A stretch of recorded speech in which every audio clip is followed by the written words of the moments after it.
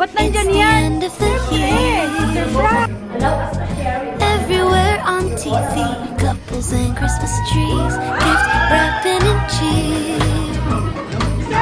Just the worst time to be with someone special.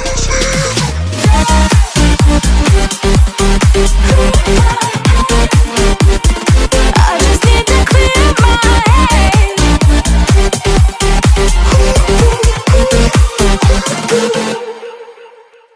Hi guys! Good afternoon and welcome back to my YouTube channel. At sa mga bago lang po dyan, please don't forget to click the subscribe button. Saka paki-like na rin po yung ating video na to.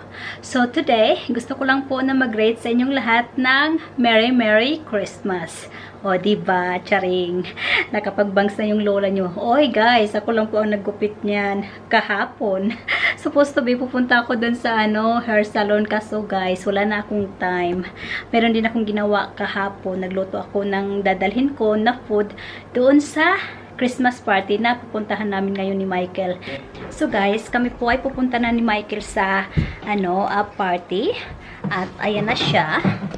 And meron pala kaming kasama yung friend namin na si Kabender. And then, mamimit nyo po yung ibang mga Filipino mamaya. Guys, nandito na po kami sa venue. At nandito na po yung mga kasama namin.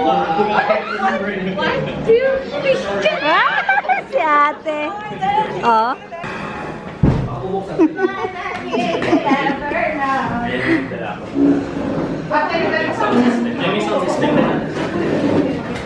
Guys, mag-ayos lang po muna kami na cake para sa mga food po. And ganda po yung aming venue. It's really nice. Talaga. O ano, mag-pray na ba tayo? Let's put ourselves in the presence of God. Ba't nandyan yan? Siyempre! Surprise! Oh my God! Kilala mo to? Dami ah. Oh, vloggers? Dapat may Hi incentive. po! Ha? May incentive dapat kami sa YouTube channel. Puhon! Saan?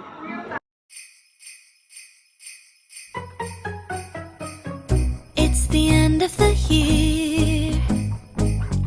Everywhere on TV, couples and Christmas trees, gift wrapping and cheer. Just the worst time to be with someone special. In all the movies they're kissing in the snow, holding hands. Right, guys, start na po tayo. Medyo may madami-dami na tayo para makapag-start na rin. Kasi meron po mga mag-night shift pa. Tsaka Sick! night natin. Give a prayer. Ako. Kim. Alright, class. Thank you. Let's pray. Class! Kailangan po bang lumabas? Press joke natin. Are you ready, class? Are you ready, classmates? Yes! Let's bow our heads and ask for God's blessings. Heavenly Father, we are all gathered here for our Christmas party. May you bless us with your generosity and love, so that everyone present here will be able to partake of the joy of your love. Allow us to share with one another your all-abounding love, just as you have shown us. Bless all our families, friends, and everyone, so that as we enjoy this Christmas party, we would always realize that this is a celebration of your birthday. That Christmas is not about expensive gifts and grand parties, but it is about love and generosity to everyone, especially the underprivileged. Make us realize that in celebrating your birthday, we should also spread joy and love, not only here in this party, but also within this venue. Bestow your divine wisdom, so we will be able to make every day a Christmas day from this day onwards. Bless this Christmas party so that everyone will have fun in a Christian atmosphere. We ask all this through your Son, Jesus Christ. Amen.